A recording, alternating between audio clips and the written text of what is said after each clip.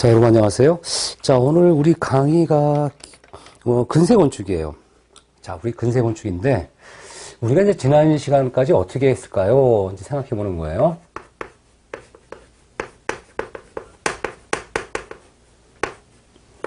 자, 우리가 서양 건축의 어떤 흐름이라는 것은 고대와 중세와 근세로 구분한다고 제가 말씀드렸어요. 이 고대, 중세와 근세다 이렇게 말씀을 드렸고요. 자, 우리가 이제 고대 건축이라는 건 이제 우리 흐름이 있다고 그랬었죠. 이렇게 흐름이 있어서 일단 여러분이 가장 먼저 흐름을 공부할 때 기억나시죠? 의미를 따서 이그로비 고르바로 뭐라고요? 이그로비 고르바로 다시 한번 뭐라고요? 이그로비 고르바로. 그래서 우리가 이집트,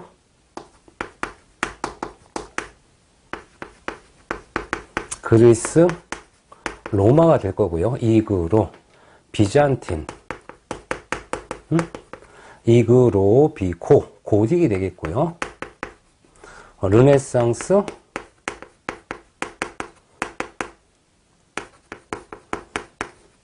바로크, 로코코 건축으로 이어지는 거예요. 자, 근데 우리가 이 중세 건축은 여기 과도기적인 어떤 것들이 있다고 했었고, 여기 처음에 초기 기독교. 이 초기 기독교가 AD 313년부터 있는데, 이 끝나는 시기는 일정하지가 않은 거예요. 왜냐면 이 초기 기독교에서 소유럽 국가에 이제 여기 로마네스크로 이어지거든요. 그래서 이 비잔틴 같은 건 AD 330에서 이 1453년, 이 동로마 제국의 멸망이니까 딱 명확해요. 하지만 이 초기독교와 로마네스크 일정하지 않는 게 로마력이 워낙 넓어가지고, 그쵸? 워낙 넓어서 이 나라별로 약간 시기가 다를 수 있었다라고 생각할 수 있는 거고요. 뭐 이렇게 보시면 되고요. 그 다음에 이제 이 고딕 같은 경우도 이 프랑스 고딕이라든가, 영국 고딕이라든가, 이 독일 고딕, 그 다음에 이탈리아 고딕이 약간 다르다고 했어요. 특히나 가장 독일을 우리가 고딕을 늦게 받아준 나라가 이탈리아였고요. 이탈리아였고, 이탈리아에 이제 유명한 고딕이 밀라노 성당이라는 거 말씀드렸고요. 그 다음에 이제 우리가 피렌체 성당, 이 피렌체 성당을 또는 영어식은 이 플로렌스라고 한다고 그랬어요. 플로렌스 같은 얘기예요. 피렌체나 플로렌스나.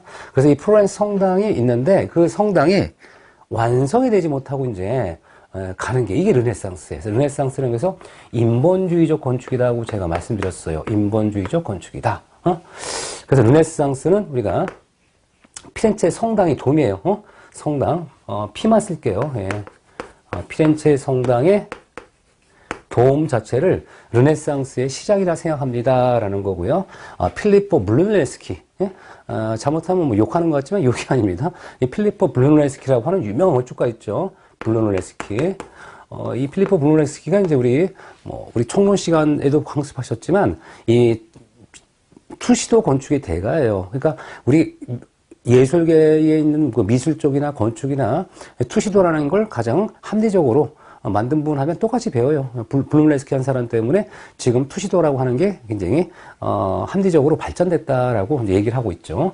이번에 이제 어쨌든 프로렌스 또는 피렌체 성당의 돔이 르네상스의 시작이야. 왜 그러냐면 이탈리아 가면은요 각 지역별로 두모 성당이 있어요. 가끔 두모 성당 하나밖에 없어. 그게 아니라 지역별로 주된 성당을 다 두모 성당이래요. 뭐 피렌체의 두모 성당, 무슨 지역 가면 두모 성당 이렇게 얘기를 해요. 근데 이제 이 피렌체 엄청난 이 피렌체 성당을 크게 짓는데 그 위에 돔을 올려야 되는 거예요.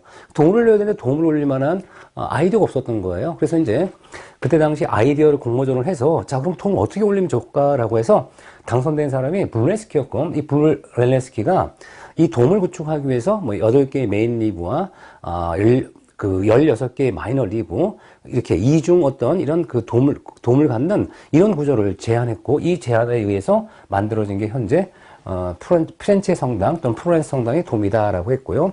이 도미라고 하는 것은 중세시대 때 없어졌죠. 고대에 있었지만, 그래서 이 중세시대에 없었고 고대에 있었던 건 다시 기술이 재현되면서, 야, 이게 르네상스의 단초를 연 건축이다라고 해서 피렌체 성당의 도미 유명한 거예요. 그래서 피렌체 성당의 시작은 고딕이지만 완성은 르네상스라는 거예요. 그래서 이 이후부터 중요한 건축물이 시기를 이렇게 겹치고 있어요. 시기를 겹치고 있기 때문에 르네상스에 시작해서 바로크에 완성된 아주 유명한 건축이 있어요. 이건 뭘까요?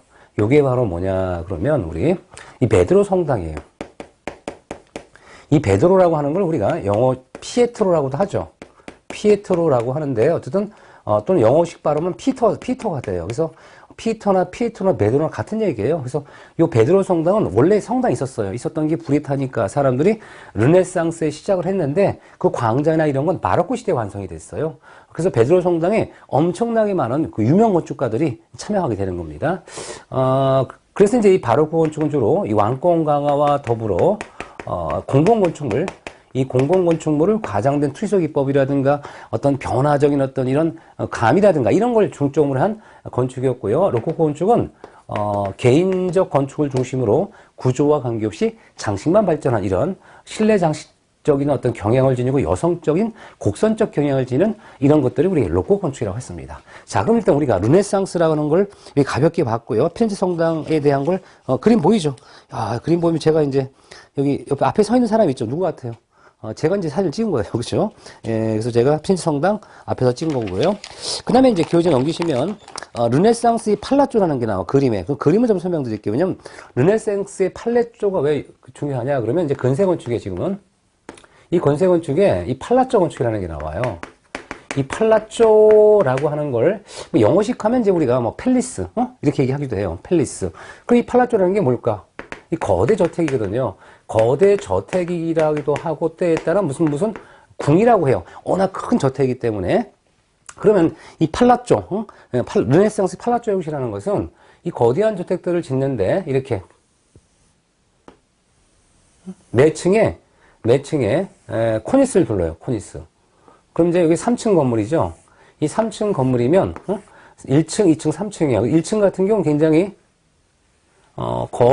굉장히 거친 마감. 거친 돌마감을 하는데, 이 거친 돌마감을 러스티케이션 수법이라고 그래요. 그럼 이 거친 돌마감 하면 어떻게 굉장히 강해 보이죠? 그 다음에 이 2층으로 가면, 그렇죠. 2층으로 가면 조금 이렇게, 마감들을 좀 중간 정도로 하고요. 이 상층부로 가면 굉장히 곱게 하는 거예요. 그럼 뭐라 그래? 곱다? 굉장히, 유하죠. 그래서 강한 것에 유한, 이러한 특징을 지니고 있고요. 매층별로 코니스라는 걸 우리 뭐로 배우셨죠? 수평줄눈이잖아요. 지금도 수평띠를 우리 코니스라 합니다. 영어식으로는. 그래서 수평띠를 이렇게 둘러서 안정감을 도모한 이런 것들이 뭐 그때 당시 르네상스의 팔라조 건축이다라고 생각하시면 될 것 같아요. 그 다음에 이제 그림 하나 나오죠. 그림 보시면 이제 우리가 미켈란젤로의 돔이라고 나오고요. 마데리나 서쪽 정면과 메르니 열주 이런 게 나와요. 무슨 얘기냐면 우리가 베드로 성당이라 설명드렸죠. 이 베드로 성당의 시작, 그쵸? 예, 요 시작, 본체 시작은, 시작과 여기 돔이 있어요. 이 돔이 있는데, 이 돔은 미켈란젤로예요. 미켈란젤로에서 완성된 거고요. 그 다음, 이렇게, 현재 건물이 들어가면, 이렇게 좀 좁아지는 이런 형태가 들어가는데, 이걸 이렇게 확대해가지고, 이 정면이 있어요. 이 마데르나. 마데르나에서 정면이 완성됐는데 이 마데르나부터는 뭐로 보냐면 요렇게는 바로크, 여기까지는 르네상스로 봐요. 그러니까 시작은 르네상스에 시작했는데 마데르나에 의한 서쪽 정면이 완성이 됐고 이렇게 열주가 이중열주가 있어요. 이중열주는 우리 메르닌이라고 하는데 요런 열주와 광장, 열주와 이 광장의 디자인은 베르니니가 했다라고 해서 현재 베르니니와 마데르나는 이렇게 좁아지죠. 이렇게 다시 좁아진 형태가 되는데 이게 이제 바로크야, 바로크. 그래서 이렇게 해서 여기 부분은 바로크로 보자. 그래서 시작은 르네상스였으나 바로크로 완성이 되는 거예요. 이 형태가 이렇게 마치 열쇠구멍처럼 이렇게 생긴 형태가 돼요. 왜냐하면 이 마데르나가 이 서쪽 정면이 너무 왜소하게 하다 보니까 이거를 좀 시각적 변이감을 주기 위해서 열쇠구멍처럼 보이는 광장 형태를 만들었습니다. 라고 나와요. 자, 이렇게 해서 이제 우리가 이 건축이 근세건축 르네상스에서 바로크로 이어지는 거 아시겠고요. 그럼 다시 교재 표가 나와. 표가 나오면 르네상스는 제가 뭐라 그랬어요? 인본주의적이다. 인본주의라는 건 뭐냐면 신은 그대로 두지만 그렇죠? 인간의 어떤 지식이나 이런 지식이나 능력을 인정하면서 야 우리도 할 수 있어 우리가 왜 못하겠어 라고 하면서 인간의 지식을 많이 이용하는 이런 것들을 중요시했고 그래서 이제 굉장히 인본주의적 꽃이 피었다라고 하는 게 르네상스로 합니다. 그래서 이 그다음에 고전 형식이 추구하는 건 뭐냐면 중세 때 잊혀졌던 이 고전 건축이었던 이런 것들을 다시 살려주는 거예요. 그래서 이제 우리가 중요한 게 뭐냐면 사실은 중세 때는요 이런 얘기를 해요. 이 모든 학문이나 철학이 바이블 중심이다. 야, 이 바이블 중심이다. 그러면 우리가 지금까지 고대에서 했던 뭐 의학이라든가 고대에 했던 이런 이런 것들을 굉장히 무시했단 말이에요. 그런데 우리가 이제 이 르네상스 시대에는 고증주의가 발달해요. 이 고증주의가 뭐예요? 과거 고문서를 현대화하는 기술이죠. 이 고증주의가 발달하다 보니 이 비트루비우스 이 비트루비우스라는 사람이 고대 로마 건축가이겠어요. 이 고대 로마 건축가가 작성한 이 건축 십서라고 해서 템북스. 요거를 이제 템북스라고 건축 십서라고 합니다. 이거를 사람들이 탁본서로 만들었어요. 베껴쓰기 한 거예요. 이걸 보면서 이 고대 건축은 이랬구나라고 해서 사람들이 이 고대 건축을 흠모하기 시작했습니다. 우리 중세 때 잊혀졌던 이 고대 기술은 이런 거였구나라고 사람들이 탐독을 하면서 굉장히 경이로워하는 거예요. 이 고전주의가 발달했죠. 그러면서 이제 사람들은 과거의 이제 고전주의에 대한 이런 열망 같은 게 있었던 거예요. 그래서 이제 사람들 생각은 뭐 이렇게 고전주의의 정적 균형,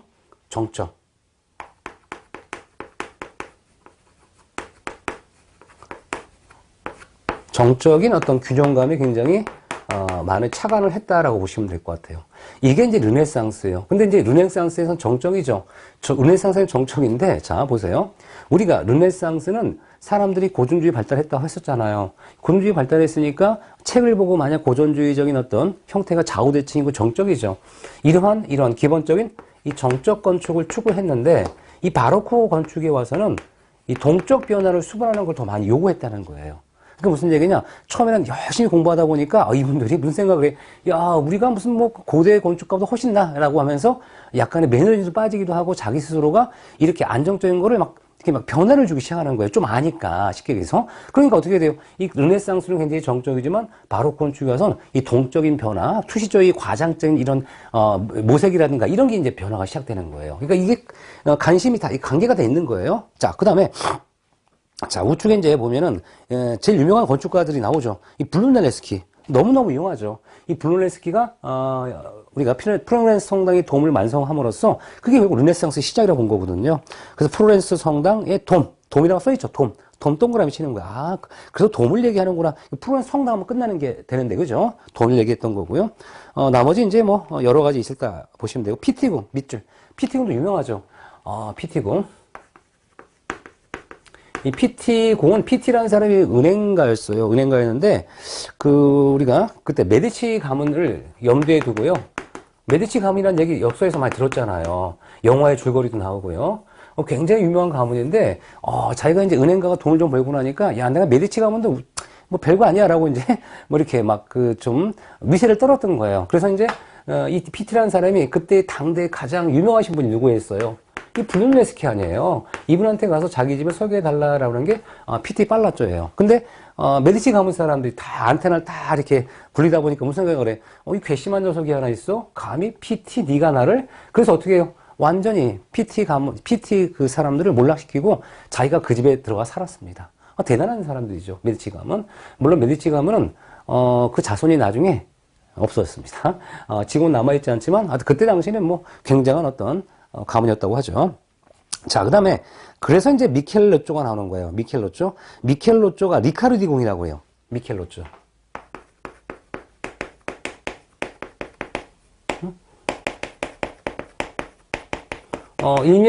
이 메디치궁이라고 하는데, 미켈란젤로는 누구냐?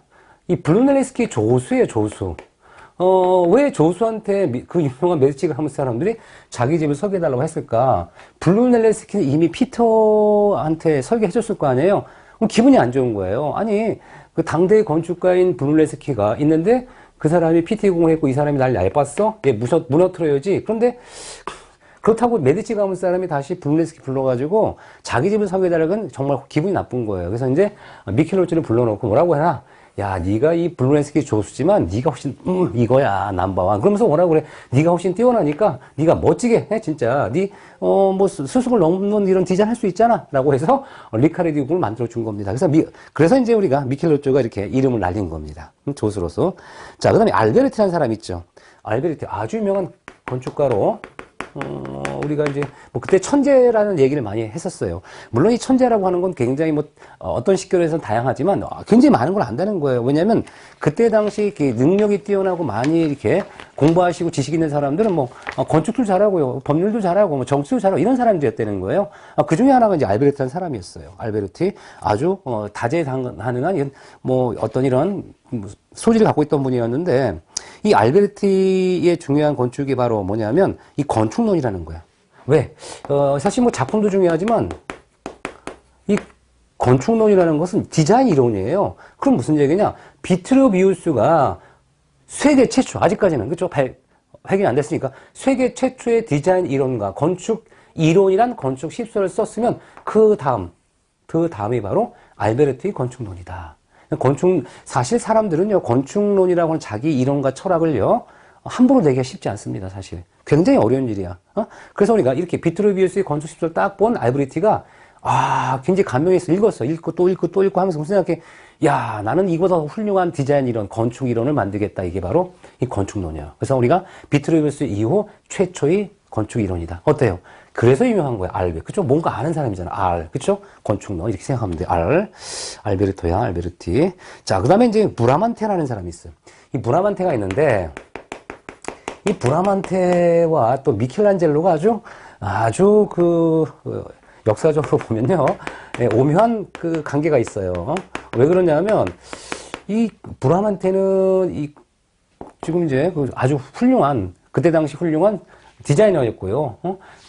굉장히 많은 제자를 이끄는 하나의 큰 당대 건축가였습니다. 이 브라만테라는 사람이 이제 교황청의 넘버원이에요. 넘버원 수석 디자이너였는데 이때 이제 한 젊은 작가가 이렇게 브라만테 앞을 지나가더래요. 근데 쌩깐 거예요. 한마디로. 그쵸?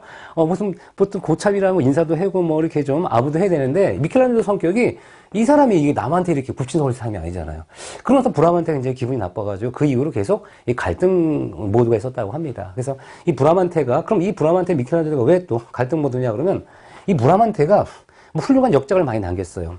그 중에 이제 우리가 이 베드로 성당의 그 초기 설계를 한 사람이 브라만테였거든요. 이 브라만테 설계를 쫙 해놓고요. 설계 쫙 해놓고, 이따가 나중에 이제 사후에 미켈란젤로가 이제 쫓겨났어요. 왜냐면 이렇게 여러분 알다시피 벽화 같은 거, 천장화 같은 거 그리면서, 사람들의 어떤 이렇게 그때 당시에 천지창조 한다 그러면 그 사람들이 옷을 입었겠습니까? 그러니까 옷을 다 벗겨놓고 있었는데 사람들이 뭐라고 하냐면 이 미켈란젤로가 이게, 굉장히 좀 불순한 의도로 이렇게 뭔가 나체를 그렸다라고 해서, 굉장히 욕을 많이 먹은 거예요. 그래서 쫓겨났다가, 나중에 이제 브라만테가 사후에 다시 미켈란젤로가 와서 이렇게, 베드로 성당의 어떤 도면을 봤더니, 야, 브라만테가 한 그 도움이 너무 조잡한 거예요. 그래서 이 브라만테가 한 거 너무 조잡사라 해놓고 그걸 싹 지우고 자기가 설계한 게 바로 미켈란젤로의 도움인데 현재 남아있는 건 미켈란젤로의 돔이 남아있는 거예요. 브라만테 돔은 사라지고. 누구에 의해서? 미켈란젤로가 당연히 그냥 싹 흔적을 남겨놓지 않았죠. 지워버렸죠. 너무 조잡하고 옹졸하다라고 해가지고. 이래서 이제 이런 둘 간의 이런 갈등 모드와 이런 아주 재밌는 스토리가 있어요. 자, 그래서 우리가, 브라만테의 중요한 것은 이제 템피에토라는 거. 아주 남아있죠, 템피에토. 이 템피에토가 또 굉장히 이슈를 남기고 있어요, 템피에토. 왜냐면 이 템피에토는 이 베드로 성당이 아주 작은 경전이에요. 건물이 조그매요. 조그매가지고, 자, 우리 이런 얘기 하잖아요. 자, 이 아주 작은 이 석조 건축이야. 석조 공작물이야. 그럼 얘를 우리가 건축으로 봐야 할까요? 조각으로 봐야 될까요? 애매하잖아요. 우리 탑 같은 것도 마찬가지잖아. 탑이라는 걸 하나의 그 조형물 조각으로, 조형물로 봐야 될까, 건축으로 봐야 될까, 이것도 애매하거든요. 근데 우린 지금 뭐라 그래, 사람이 들어가면 이제 건축물로 보거든요. 사람이 못 들어가면, 우리는 뭐 그 조각이라고 생각할 수도 있고요. 근데 이 템피에토 너무 작아서, 근데 이게 애매한 크기. 그래서 이거를 조각으로 봐야 되느냐, 건축으로 봐야 되느냐, 이게 굉장히 논란이 되고 있고, 뭐 지금은 결론이 난지 모르겠어요. 아주 몇 년 전까지 논란이 돼서 뭐 아직 결론이 안 났다고 하는 것 같은데, 뭐 지금은 찾아봐야겠네. 그렇죠? 중요하진 않아. 어떤 이 템피에토라고 하는 아주 작은 경전 같은 이런 걸 만들어줬다라고 하는 거고요. 그 다음에 이제 미켈란젤로죠. 이 미켈란젤로가 아주 유명하죠. 왜? 미켈란젤로의 그 디자인이야말로 정말 르네상스를 뛰어넘는, 당대 그 건축가를 다 뛰어넘는 그런 작품을 남겼던 거예요. 미켈란젤로의 작품들을 보면 참 그 대단한 게, 그가 이렇게 그림을 그려, 뭐 천장화 같은 데다 이렇게 그림을 그려달라고 하잖아요. 그럼 막 그림을 그리면서 뭐라 그래? 나는 건축을 한다고 했어요. 왜? 그 그림 안에 보면 기둥 같은 게 있어요. 천장 같은 데. 그러니까 뭐라고? 내가 기둥 그리면 그 기둥 건축한 거 아니에요. 그래서 이 디자인 자체, 우리 예술 자체를 우리가 미술을 하든 나는 건축을 했다고 생각하는 사람이 공간감을 제공했다는 사람이 미켈란젤로였습니다. 대단한 건축가였고 생각이 우리가 생각하는 것보다 훨씬 더 뛰어난 이런 분이었죠. 당대 건축의 가장 최고인 예술가라고 저는 생각하는데, 어쨌든 미켈란젤로가 이제 성베드로 성당, 아까 얘기한 성피터 성당의 돔 이런 거 설계했습니다. 자, 그 다음에 이제 그 베니스에 가면 안드레아 팔라디오라고 있어요. 팔자만 동그랗게 있어요. 팔라디오. 이 팔라디오도 이제 아주 뛰어난 사람인데, 팔라디오 팔의 절반이 뭐가 돼요? 사죠? 그래서 사서예요. 건축 사서. 팔라디오의 건축 사서라고 하는 유명한 디자인 책이 있고요. 그 다음에 이제 베니스 일 레텐토레. 베니스 일 하면 얼마가 돼요? 841 숫자가 나오네. 그죠? 일 레텐토레 이런 거 유명합니다. 그 다음에 카프라 별장도 아주 유명하죠. 카프라 별장. 카프라 별장 유명합니다. 자, 이렇게 보시고요. 그 다음에, 뭐, 나머지 뭐, 성베드로 성당에 이제, 참여했던 많은 건축가들이 나오죠. 뭐, 브라멘테, 뭐, 상갈로, 지오콘다, 이렇게 여러 사람이 있어요. 그다음 미켈란젤로 돔, 아주 유명하죠. 미켈란젤로 돔. 현재 남아있는 돔은 미켈란젤로의 돔이라는 거. 브라멘테의 돔은, 삭제가 됐습니다. 설계 변경이 돼서. 자, 그리고 이제 여기까지가 그다음 바로크 건축이야. 그럼 르네상스가 딱 끝나면 무슨 생각해? 르네상스는 굉장히 안정적 건축이었는데 이 바로크 건축이 상대적으로 변화가 있는 건축이 될 거라는 생각하시면 될 것 같아요. 자, 그럼 일단 이 바로크 건축을 알아보겠습니다.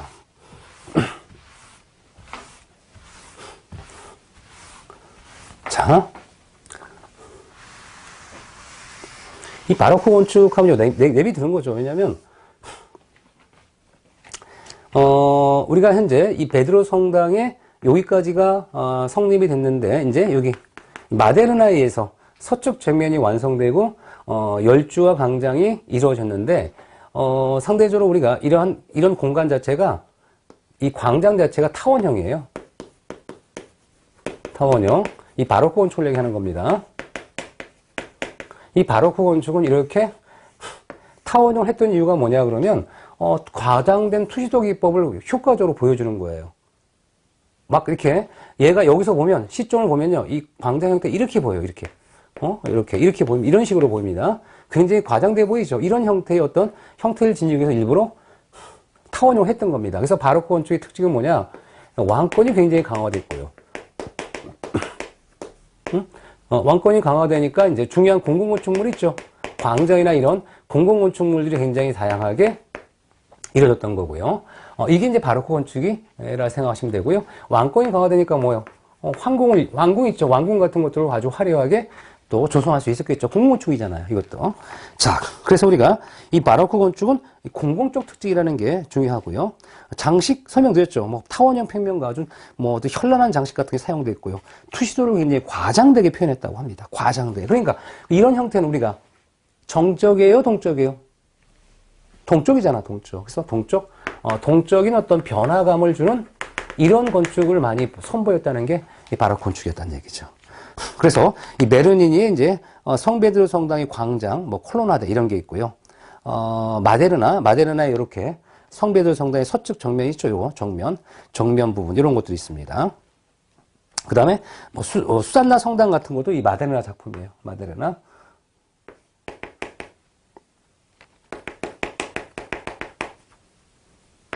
이렇게 보시면 돼요. 자, 그 다음에 프랑스에 이제 망사르라고 하는 사람이 있어요. 망사르. 발음할 때 뭐, 우리는 망이라고 하는데, 어쨌든, 한글은 망사르로 표현됐지만, 그게 뭐예요? 보통 망사르라고 하죠. 망사르. 이 망사르에, 베르사유 궁전 확장 계획안이 있어요.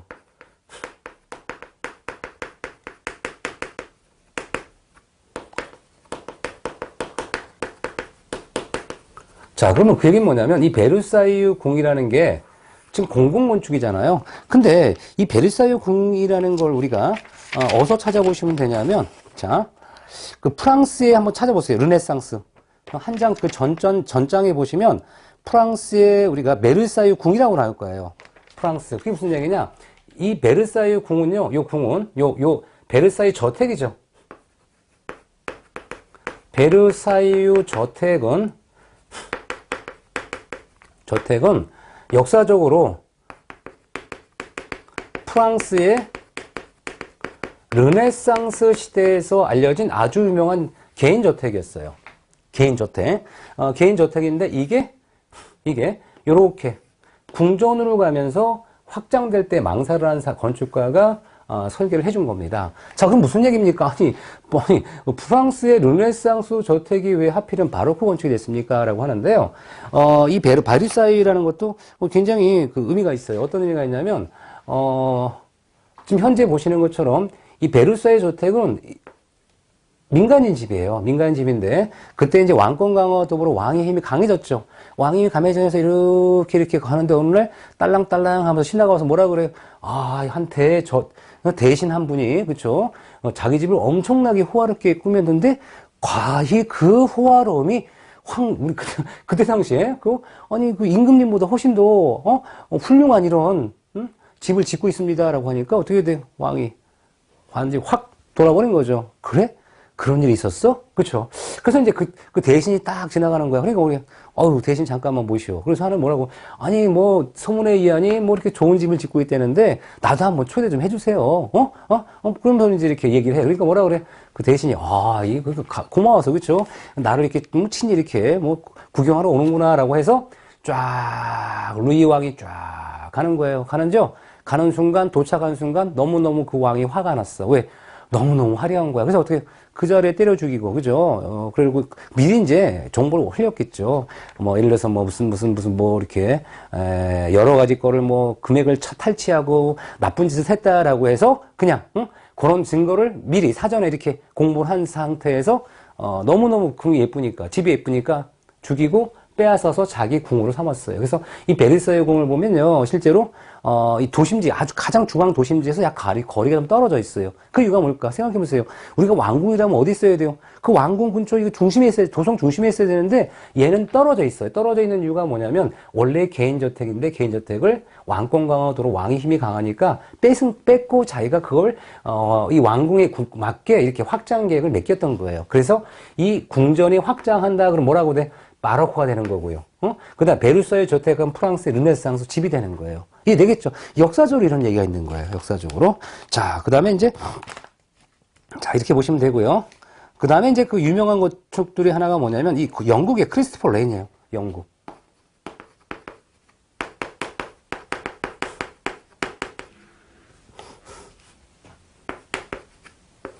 렌만 기억하시면 되는데 어쨌든 크리스토퍼 렌의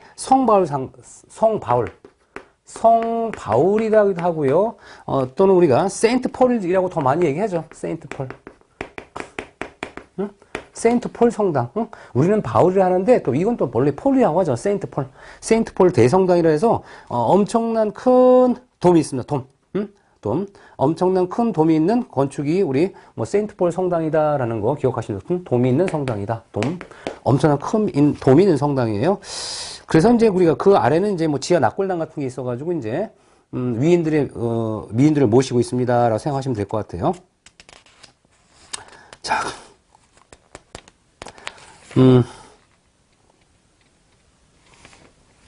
그 다음에 이제 로코 건축으로 들어갑니다.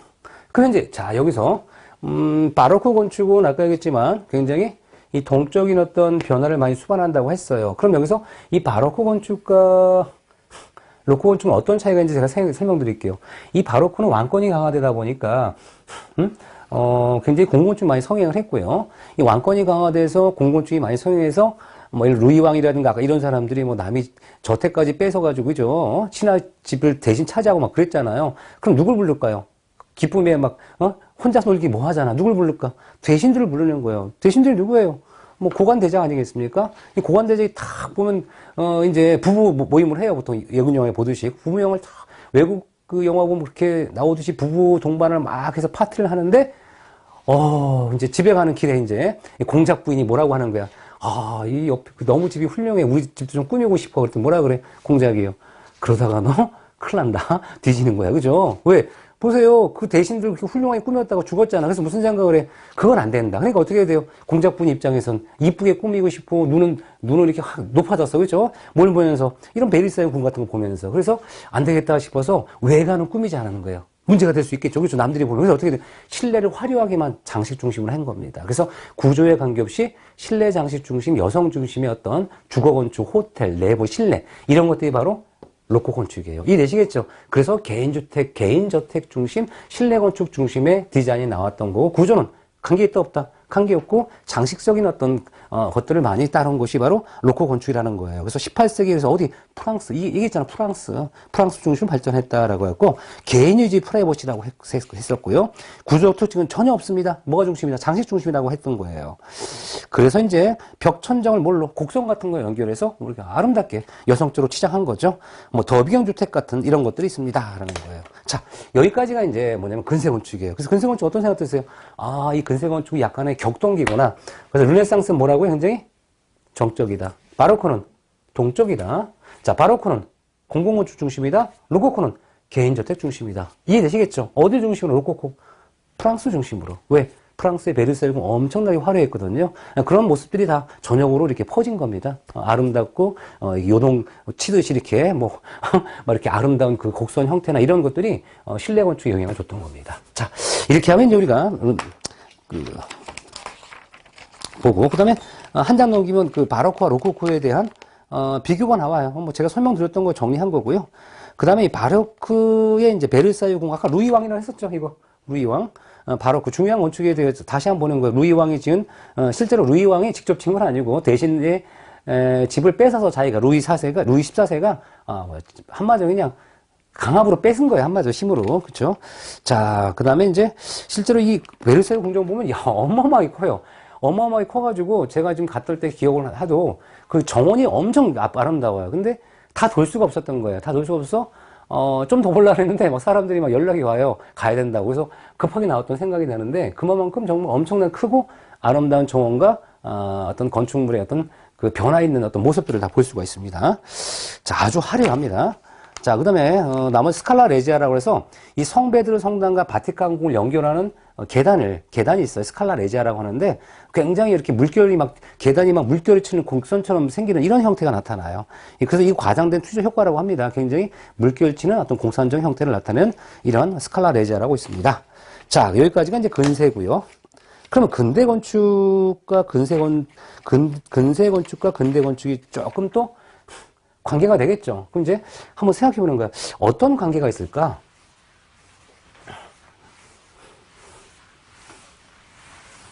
자, 그러니까 항상 건축을 공부할 때요, 이런 흐름과 관점이 중요하다고 해요. 자, 여기까지가 이제 고대, 중세, 근세까지 했고요. 그러면 이 근대 건축이다 그러면 굉장히 과도기적인 어떤 경향을 띌 수가 있어요. 근대 건축은. 이 근대 건축은 가장 중요한 걸 이해할 건 뭐냐면 이 르네상스 시대는 고정주의가 발달했다고 했어요. 기억나시죠? 고정주의. 그래서 탁본서로 건축 십서를 읽으면서 사람들이 와 정말 놀라운 거야 라고 하는 그런 뭐 고전 건축에 좀 갈망에 있었어요. 갈망에. 그러나 이 고전 건축을 보지는 못하고 책으로 읽기 때문에 그냥 디자인 리더 같은 거, 그죠? 알베르티 같은 사람들, 뭐 이런 사람들, 팔라디오, 건축사 이런 식으로 자기가 디자인 이론서를 만들긴 한 거예요. 근데 실제로 똑같이 흉내는 못 냈어요. 그냥 디자인 이론에 따라서 그냥 디자인한 것뿐이야. 근데 이 근대 건축에는 고고학이 발달해요. 고고학. 이 고고학이라는 건 뭘 얘기한다? 고대 유물을 발굴하는 거예요. 그럼 이 고대 유물을 발굴했어. 그때 당시 고대 유물이 발굴이 됐으면 이 고대 발굴을 하면서 어떻게 돼요? 복원을 합니다. 그럼 무슨 얘기를 하는 거예요? 복원 기술이 발달한 거예요. 그 얘기는 뭐냐면, 와, 우리가 르네상스 때만 해도 사람들이 그 고대 건축을 얼마나 갈망을 했어요. 그래서 본인들이 뭐 우리가 비트루비우스 막 얘기하면서, 그쵸?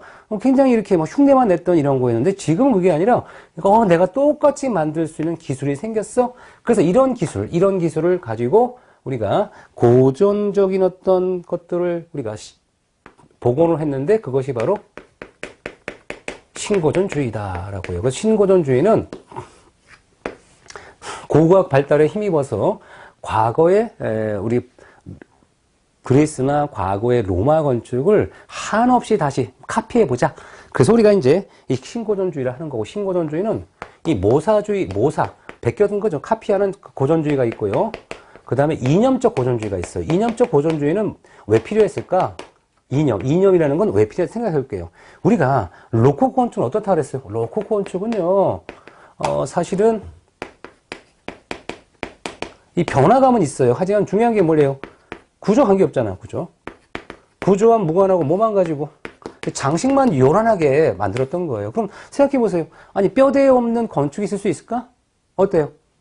아니, 그거는 뭐 그냥 뭐 화가들이 하는 거고, 뭐 미술이 하는 거고, 장식하는 사람이 하는 거지? 아니, 뼈대 없이 어떻게 건축을 해. 그죠? 그러니까 사람들 요새 오리진 논쟁이 붙었어요. 야, 이 로코코가 무슨 이게 건축이냐. 이건 오리진이 아니야. 하면서 사람들이 뭐냐면, 이념적으로 고전주의적인 어떤 이런 걸 성립해야 된다. 성립하고 이해해야 된다고 주장을 했던 겁니다. 그래서 이 오리진 논쟁의 결국은 뭐냐? 건축의 오리진이 뭐냐? 건축이 뭡니까, 여러분들? 사실 대답하기 어렵죠. 하지만 그때 당시 사람들은 굉장히 많은 생각을 한 거야. 썰을 풀고 머리를 불려서 뭐를 해요? 생각을 정리한 게 바로 이런 이념적 고전주의다라는 거예요. 이념적 고전주의. 자, 그래서 우리가 일단 그 작품들을 보면 이 모사적 고전주의 작품이 많아요. 응? 그래서 이제 뭐 가브리엘 그런 사람이 있고요. 스플로의 성 제네브 교회당, 로만 판테온이라고 그래요. 그러니까 뭐냐면 로만 판테온 아시죠? 이거를 우리가 성 제네브 교회당으로 모방했던 게 스플로입니다. 그래서 스플로의 성 제네브 교회당 밑줄. 제가 이제 밑줄 친구만 보시면 돼요. 그 다음에 파리 개선문이라고 있어요. 에투알 개선문이라는 거. 네. 그 다음에 마들레 사원. 파리에 있는 거죠. 예. 그리스 건축과 로마식의 코린티안 오도를 갖췄다고 합니다. 이런 것들. 그 다음에 영국의 소원경, 잉글랜드 은행, 나시의 버킹엄 궁전은 그리스 양식이에요. 나시경, 버킹엄 궁전. 나시, 버킹엄. 이 버킹엄 궁전은 영국의 여왕이 가끔요, 여름철에 더우면 나시 입고 왔다 갔다 손을 흔드는데 존 나시경입니다. 됐죠? 이렇게 생각하시면 돼요. 자, 그 다음에 이제 스모크경의 이제 대형 박물관.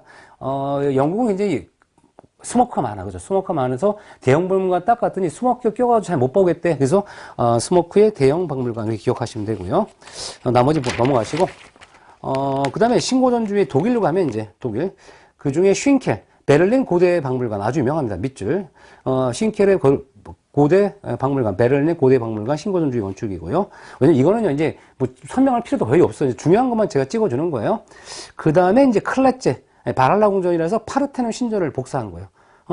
똑같아요. 파르테논 신전과 똑같이, 큰일 난 거예요. 큰일 난 거. 그죠? 큰일 날라고 어떻게 똑같이 베꼈어. 그래서 사람들이 뭐라 그래? 복사했다고 해요. 바랄라 궁전을 복사했냐? 큰일 납니다. 클레제입니다. 클레제.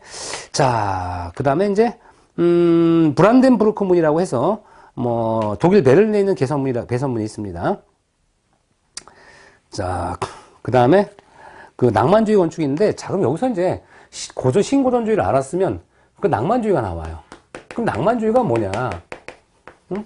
그러면 잘 생각해보면, 자, 우리 관점이래요. 자, 신고전주의는 뭘 사람들이 염원해 둔 거예요? 고대라는 게 뭐예요? 그리스나 로마 건축을, 로마 건축을 당대에 다시 모사해서 표현하자는 거잖아요. 근데 사실 그때 서유럽 국가 있죠? 서유럽의 많은 국가들은 사실은 자기들 조상과 그리스 로마인들과 관계가 있어요, 없어요? 관계가 없잖아요. 뭐 서유럽 하면은 이제 프랑스나 뭐 독일이나 뭐 영국 이런 지역을 얘기하거든요. 그 이 사람들이 무슨 생각해? 야, 서로 국가 입장에서는 아니 우리랑 관계없는 조상들의 그 무슨 뭐 옛날 건축까지 우리가 모방해야 돼? 라고 생각했고요. 그러면 우리 자기 지역에 그래도 봤을 때 뭐 유명한 아니면 그래도 그럴 만한 이런 건축을 보면 어떻게 돼요? 많아. 뭐가 많아? 성당이 많아. 뭘로 만들었어? 고딕을 만들었어요. 이 고딕 건축을 우리가 한번 해보자. 그게 결과적으로 뭐냐면 민족 사관에 힘입은 거죠. 민족 사관. 우리 민족과 관계없지만 고딕 건축 우리 민족과 관계해. 그래서 이 고딕 건축을 염원하고 고딕 건축을 한번 다시 재현해보자. 이게 바로 낭만주의예요. 낭만주의. 이 낭만주의는 그래서 어떤 민족사관에 힘입어서 어떤 이렇게 민족주의적인 어떤 건축에 경향을 보였다라고 하고 열정적인 건축이다라고 해서 또 낭만주의라고 얘기할 수 있었던 거고요. 그래서 예술사에서는 영국을 중심으로 한 낭만주의, 마치 이제 픽처레스크, 그림처럼 보이는 이런 화풍, 이런 것들을 낭만주의라고도 합니다. 영국에서는. 이해되시겠죠? 건축에서 낭만주의다 그러면, 고딕 건축과 같은 이런 거를 재현한다는 거고요. 예술 화풍에서는 이제 그 그림과 같은 픽처레스크한 이런 장식품의 어떤 양식이나 이런 것들을 우리가 또 낭만주의를 합니다. 자, 그래서 우리가 대표적인 것들을 보면, 나시경은 또 브라이튼 궁전이 있어요. 아까 나시경이, 고전주의도 했지만, 보니까 또 이제 브라이튼 궁전이라고 하는 게 또 낭만주의야. 왜? 생각해보세요. 이 건축가는 먹고 살려면요, 신고전주의만 하겠다고 계속하면 어떻게 돼요? 밥그릇이 떨어지는 거예요. 그럼 어떻게 될 때는 낭만주의적 건축 해달라고 그러면 해주는 거죠. 그래서, 이렇게 보시면 될 것 같고요. 그 다음에 이제 그 비올레 루딕 별표. 이 비올레 루딕은 중세 건축 연구의 대가라고 합니다. 그래서 이제 이 비올레 루딕이라는 사람, 비올레. 예, 오늘은 비 안 올 겁니다. 비올레 루딕인데, 그쵸? 비올레 루딕은, 노틀담 성당 있죠. 노틀담 성당에 일부 무너져가지고 요거를 복구하는 사업에 참여했어요. 근데 이 사람이 생각한 게 뭐냐면 그때 당시만 해도 이 고딕 건축은 굉장히 무거운 돌덩이, 무식한 돌덩이라고 사람들이 생각했대요. 왜냐면 돌로 막 지어가지고 놓기만 했지 뭐 그거 무슨 뭐 효용 가치가 있느냐고 했는데 이 비올레르딕이 딱 이 성당 못 가다 보니까 야 이거 함부로 건들면 안 되겠거든. 뭘 알아야 돼? 그 노틀담 성당의 추력이 이 옆에 있는 추력을 파라민 버툴레스가 어떤 역할을 했고 왜 돌덩이가 필요했는지를 이해하게 된 계기가 된 거예요. 그래서 이 구조 본질적인 어떤 개념을 이해하신 분이 비올레 루딕이고 이 비올레 루딕이 연구에서 발표한 이런 것들이 뭐 추력 얘기라든가 플라잉 버툴레스의 어떤 역할 이런 것들이 지금도 우리 공부하고 있는 거예요. 그 이분의 글을 이해해서 그래서 이제 이렇게 중세 건축의 연구돼가고 프랑스에 가시면 그 이렇게 오래된 고성 복구한 게 있어요. 아주 오래전에 폐허된 그런 중세 성이나 이런 것들을 많이 복구 공사했는데 그 복구 공사한 사람 보면 대부분 누구라 그래? 비올레 루딕을 해요. 그래서 비올레 루딕이 좀 그 만년에 여러 성 같은데 복구 공사 같은 걸 많이 이렇게 참여하면서 활동을 많이 했던 겁니다. 그래서 프랑스 여행하신 분들은 우리가 고성 같은 데 보면 이 비올레 루딕이라는 사람 얘기를 꼭 할 겁니다. 거기서 그분에 의해서 뭐 복구가 됐고 뭐 이렇게 중세 성의 모습이 보여줬다라고 할 겁니다. 자, 그 다음에 이제 이 절충주의야. 그럼 이제 뭐냐? 낭만주의 딱 하면 절충주의가 왔어요. 그럼 절충주의는 뭐냐? 믹싱이에요, 믹싱. 응? 믹싱이라는 건 뭐냐면, 자, 항상 우리 건축은 정반합이라 그래요. 자, 신고전주의, 고대 건축, 그죠? 이거에 반해서 뭐예요? 낭만주의, 응? 고딕 건축을 추구하는 이런 열정적인 또는 뭐 우리가 그림과 같은 이런 화풍을 가진 장식, 응? 나오죠. 그럼 뭐가 돼? 합. 이것저것 다 하자. 뭐 신고전주의, 낭만주의 할 것 없이 뭐 디자인을 합하면 되는 거 아니에요? 이게 바로 절충주의죠. 이 절충주의가 이제 찰스 가르니의 파리 오페라 하우스. 찰스 가르니에가 있어요. 찰스 가르니의 파리 오페라 하우스다. 이런 게 있어요. 파리 오페라 하우스. 이런 거 꼭 기억하시면 되고요. 자, 나머지 뭐 참고 삼아 이렇게 그냥 보시면 될 것 같아요. 자, 이렇게 보시면 결과적으로 어디까지 공부한 거예요, 이제? 근대까지 간 겁니다. 근대. 그럼 이제 근대에 이제 아까 얘기했지만 신고전주의 이분 경향과 대표적 같은 게 해서 로즈의 원시오도막별표 이런 건 가끔 시험에도 나와요. 그 다음에 루드의 어떤 뭐 여러 가지 형태도 있을 수 있고요. 이 듀랑이라는 사람인데 듀랑은 이 백과사전파의 영향을 받아서 이 건축에 굉장히 많은 어떤 교육에 영향을 미치신 분이에요. 듀랑이라는 사람이 있고요. 그 다음에 고대 건축을 모방한 대표적 작품 스플로의 성주네부 교행 얘기했었고 독일의 고대 박물관 슌켈 작품 말씀드렸습니다. 자, 이런 것들. 자, 그래서 우리가 영국의 소운 경우 같은 건 영국 은행, 로만 리바이벌이에요. 로만. 로마가 굉장히 잘 살았잖아요. 그렇죠? 큰 부유했고, 그러니까, 영국은행은 뭐 로만 스타일이었고, 스모킹의 대형 박물관은 좀 고전적이 되니까 이제 그리스 건축 형태를 뭐 리바이벌 했다라고 합니다. 자, 그럼 교재 이제 낭만주의라고 하는 게 이제, 우리가 아까 설명드렸는데, 낭만주의 건축에 존 러스킨이라는 사람이 있어요. 이 낭만주의 존 러스킨이 나중에, 수공예 운동에 영향을 줬기 때문에 정말 중요합니다. 이 존 러스킨이라는 사람은 이런 거 했어요. 건축의 7등이라든가 베니스의 건축 같은 거를 집필하면서 건축의 그 7등이라는 것은 뭐 건축을 해야 될 사람들이 덕목 같은 걸 얘기하고 노동의 가치를 중요시했던 거고요. 이 베니스의 건축이라는 것은 베니스의 돌이라고 해서 건축의 기본은 뭐 베네치아에 있는 어떤 이런 뭐 기초부터 시작한다 이런 식으로 이제 얘기를 했던 거예요. 그 다음에 비올레리도 설명드렸고요. 그 다음에 이제 여기가 딱 끝나면 이제 우리 교재 태동기라고 나오죠. 태동기부터는 다음 시간에 설명하도록 하겠습니다.